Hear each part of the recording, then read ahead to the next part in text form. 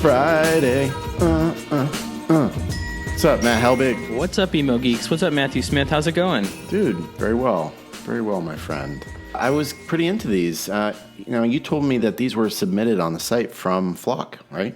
Yeah, it sounded like they had redesigned their onboarding emails and they were looking for some feedback. It turns out this is Feedback Friday, so We're here. That's cool. Yes. Yeah, it works. So, yeah, please submit your emails so that we can do this. We try and be clear about when things meet the standard and why, and when they don't, why. So we'll keep trying to do that. Keep in mind, this is 4 people running this, and so we do our best, and this is our side thing.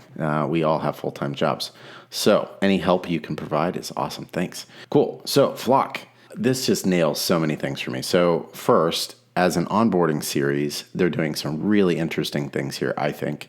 One, they're using, from a design perspective, let's just cover that first. They've got very simple but very attractive brand. You know, the logo is very clear. They've got a very good use of the green there. And this mixture between a rounded piece of typography and like a traditional kind of humanist serif. So that's what this is. And the rounded from Flock up here. And then they use this green, so there is a blue, there is green, there's, more or less a black and maybe a gray. And then they have their illustrations, but otherwise, there's so few colors, which makes this email very easy to read and see and scan, which scannability is huge. Now, you could argue that maybe that their CTA color here is being used incorrectly by saying Pro up here and Flock. I guess Flock is a CTA or is a link. These are not links. I think in this case it works. This is pushing the edge, but it works. But the biggest thing is it's just really simple to read, really simple to see. And all throughout this email, everything's just very scannable. I do think this little pro thing is fantastic. I don't know why it's there, but I'm assuming that in part of the onboarding, that would be clearer. So I think that's a neat little kind of tip. It's very clear what I want, the possibility of what I need to do to get the most out of my 15-day trial. And so I can do that. And then I get to understand, these most used pro features and dial in and figure out what that's about and, start going. And I get to see here right away how many days I have in my pro trial.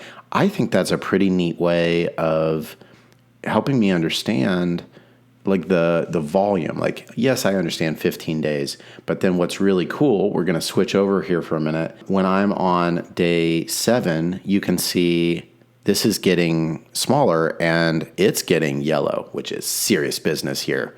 So that feels pretty cool. What do you think? So I think they really hit a lot of the good points of getting out of the way and inviting your colleagues is definitely the main CTA that they want you to do next. I'm sure they have some data around, once your colleagues are invited, it's more likely that you're going to use the rest of this pro trial. Yeah, that's right. I think these little check boxes, I'm not sure if that's maybe the best icon to use, but I think it still sort of makes sense to me, just kind of going down this list of what you can do with your pro trial. What would you use instead? I don't know. I guess maybe if there were icons specific to each of these things, so maybe search away could be like a magnifying glass or something. I don't know. But I think the checkboxes match to the brand and, using those colors, I still think it makes a lot of sense. And I like how it's laid out.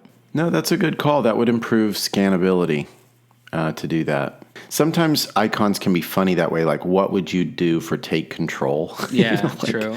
That's a hard one. But I think just having them be unique helps call them out as separate. Yeah, I think I like that bottom CTA too, kind of repeating the main call to action. And then I also like that 15 days remaining at the bottom as an ending piece. It's not like the main focus of the email, just kind of reminding you how many days you have left. What would you change? I think this one overall hits all the spots pretty good for me. I can't really think of much. I did notice that, at least on my screen, the Flock logo is slightly blurry. Less so over here. But that's, if that's what I'm calling out as a potential to change, that's pretty small stuff. I think they've just done a really nice job here. The typography is very dialed in. It makes a lot of sense. One thing that I'm noticing here is that this text size and this text size is very close to each other. Sometimes it can be helpful to make your this is almost like a subheading, right? Like if this is your heading, I guess this is a subheading, but this is kind of your next piece of intro, to make that slightly more so that there's no confusion, that you're creating hierarchy. So this is a little close. I might make it a little different, a little bit more pronounced. And then they get away with this switching from left aligned to centered here. It works. And the reason it works is because they leave enough padding right here. But then two is they have this sentence that is just long enough where it's kind of creates a horizontal. That's that can be a no-no typographically and in design.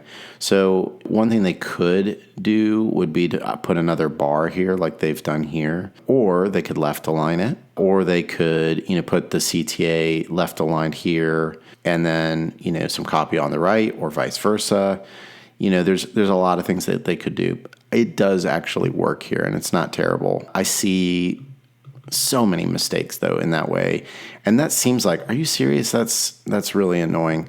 But I think what it ends up feeling like is if you do that incorrectly, it feels broken. And when you have a design that feels broken, it communicates in this subtle way that your tool is untrustworthy. And there's a reason for these design rules. They aren't arbitrary. They aren't like some designer didn't come up with them because that was a way to be nitpicky. It creates stability, and stability communicates trust, and trust is what your customer needs to really value what you're doing. So these are soft parts of improving email. In terms of a hard improvement, I'd love to know the data on, is this helping, continue pushing the onboarding? Are people using it? But it seems like it's communicating clearly. And then, moving down through this flow, this is what I think is interesting, right? Is like pro tip 2. Now, one thing I'm noticing here is that they're switching aesthetic on this top area. I'm not sure why, but I started with this one, and then now I'm switching over here. Where did the illustrations go? And why am I now doing kind of a marker, more handmade thing? I don't know enough about the product to know if this shows up in other places in the product. It is inviting and exciting. It's interesting, but it is new. So you want to make sure that it's serving that purpose. I think, what the fuck are custom fields and smart channels? Okay. What if it was more like customers are using custom fields and smart channels to do X, Y, and Z, which is improving, ABC. Do you want to know how to use them? So just what are they? I don't know if it's like drawing me in, right? And maybe there's something that's a little bit more that serves me as a tip. So that might be something. I guess for me, I like this sort of mini case study idea, but thinking about other brands, maybe like a Slack or something where they pull in a lot more personal data about what you've done so far or something like that. I guess this onboarding email is still pretty successful, but maybe pulling in a little bit more data with these pro tips about you or something. But I do enjoy that, they're kind of standalone things and then they push you out to another page. I think imagery too of the app could be helpful here in this process. You can see here on this final one, the illustration is a little different than on first day, if I'm not mistaken. I guess it's got shadows and stuff. Probably it fits. It looks a little more detailed to me. And so it's, again, nitpicky, but if you can maintain your design aesthetic, then that's helpful for brand. I think it's working well. It's very clear what I need to do. If I want to keep using Flock, I need to upgrade. Here are the reasons to upgrade and upgrade to Pro. It might be helpful there to know, if I don't upgrade, what I'm going to lose or how much upgrade is going to cost for me. In this, a social proof about Belinda upgraded and she's super happy she did it, and here's her testimonial. Some social proof there, or some Twitter quotes. I left this company to use Flock instead, and I've been really happy for these reasons. That kind of stuff. This is a decision point, so making sure that you double down about what's possible there. Those are some hard things that I think could be changed about the email. And again, using maybe a GIF or something like that to communicate what's happening in the tool, or maybe some stats. about how people have used the tool and it's been improving their productivity or communication, things like that.